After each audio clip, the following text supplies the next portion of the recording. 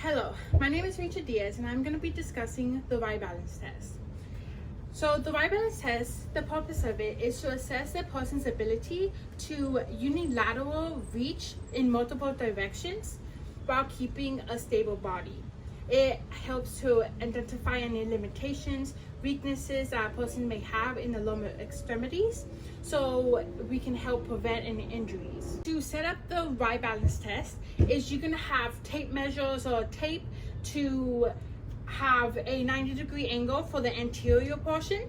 Then to the posterior medial and posterior lateral sections, you're gonna have 135 degrees between the posterior medial and the anterior tape, and then the posterior lateral and the anterior tape. So it's 135, 135, and then 90 degrees. So now how to do the test is she's gonna stand on her right leg in the center of the tapes. She's gonna put her hands on her hips and anteriorly reach, come back, then lateral reach, then come back, and then medial reach, and then come back. And then she can do that 3 times on her right side, and then she's gonna switch over to her left side and do it 3 times. Now she's gonna demonstrate. Some of the errors that could happen is the person not maintaining their hands on the hips, or bearing weight onto the reaching foot, and not coming back into the starting position before going to the next direction. Some of the factors that could affect results is weakness in the lower extremities, lack of range of motion, and the different footwear and surface types in the study. So lack of weakness, lack of range of motion can make the person unbalanced. Also, the surface and footwear can make the person unbalanced and make them put weight onto the reaching foot or not be able to maintain their balance. And then lack of range of motion can reduce the reach distance a person can do in either directions. Before we had the patient do the right balance test, we had to measure the length of her limbs. To do that, we had her legs supine on the ground, and we had to go from the anterior superior iliac spine all the way down to the medial malleus of her foot.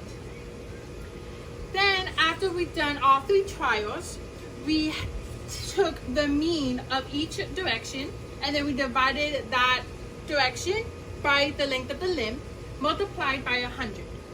Now this is the results of each limb. The left limb, we had 63.4% for the anterior direction. The posterior medial direction, we had 54%. The posterior lateral direction, we had 61.7%. And then her right limb, we had 66.6% for the anterior direction. We had 56.6% for the post-medial direction. Then we had 61% for the post-lateral direction. Now, according to other studies, if you have a score that is lower than 94%, you have a more likelihood of getting a lower extremity injury.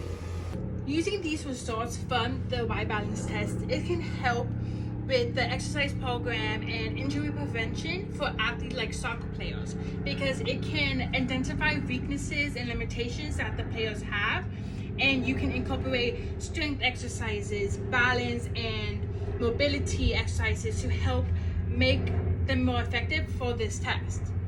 Some exercises that can make them more effective in this test could be unilateral exercises like the single leg squat or single leg deadlift. You can do balance, core, and stability exercises using a balance board to help them learn how to balance on one leg. You can do calf raises, you can do stretches that can help them increase their range of motion to be able to reach farther in each direction.